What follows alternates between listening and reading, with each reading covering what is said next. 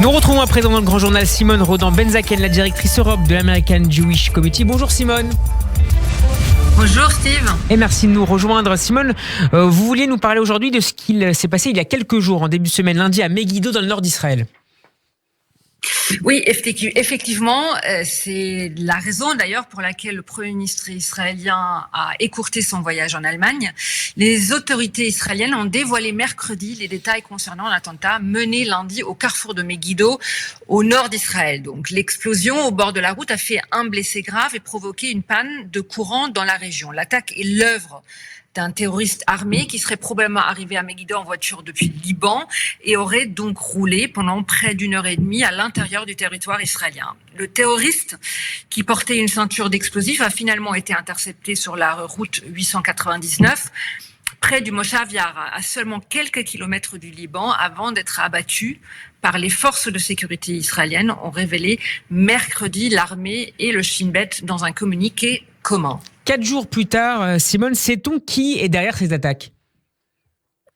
Alors c'est là que ça devient un peu compliqué car rien ne semble vraiment être très clair. Et c'est peut-être ça qui est inquiétant. Ni le Hezbollah, ni d'autres groupes pro-iraniens n'ont revendiqué l'attaque et ont même essayé de la rendre publique.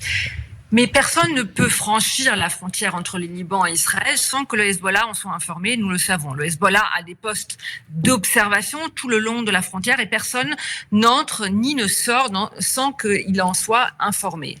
Comme on ne sait donc pas si le terroriste était affilié au Hezbollah, il est possible qu'il était affilié à d'autres groupes.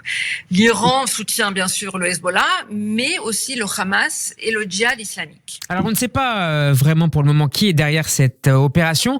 Et puis il y a le timing qui interroge. Il y a un relatif calme entre Israël et le Hezbollah depuis la guerre de 2006. Effectivement, et si on écoute le chef d'état-major de Tzahal, le lieutenant-général Herzi Halevi, il semble y avoir un lien, en tout cas de perception, peut-être avec la situation interne en Israël. Nos ennemis nous regardent et se disent que c'est peut-être le moment de tirer parce qu'il y en a une opportunité de faiblesse de l'autre côté, a dit Halevi. Et quand on écoute les ennemis d'Israël, cela semble en effet se confirmer. Je vous cite quelque chose. Oui. Ce qui se passe en Israël suscite de grands espoirs, a effectivement déclaré le chef du Hezbollah, Hassan Nasrallah, dans un récent discours. Des réunions et des conseils préparent déjà les jours qui suivront l'anéantissement d'Israël, a aussi expliqué Wael al-Sarrad du Hamas à Gaza en parlant de la situation en Israël. Où allons-nous faire des bombes nucléaires ? Qu'allons-nous faire des bombes nucléaires israéliennes ? Oui, nous héritons des armes nucléaires d'Israël. Que ferons-nous des Juifs restants ? Jeter les Juifs à la mer pour qu'ils servent de nourriture aux poissons. À quoi peut-on donc s'attendre, Simone, dans les semaines à venir ?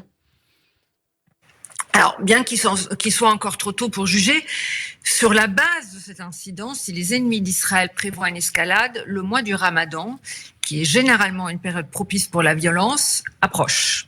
Les services de sécurité israéliens mettent déjà en garde contre une escalade avec le Hamas dans la bande de Gaza, avec les groupes terroristes en Cisjordanie et aussi avec le Hezbollah en Syrie et bien sûr au Liban. S'il y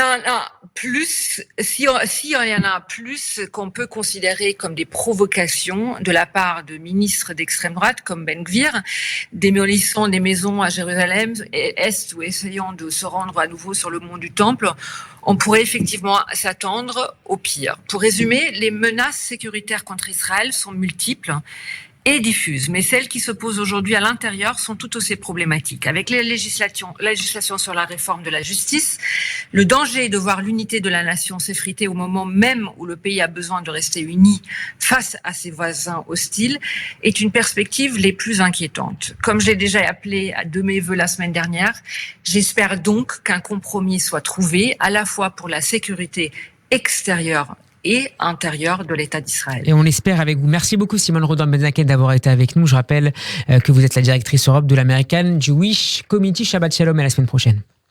Shabbat Shalom.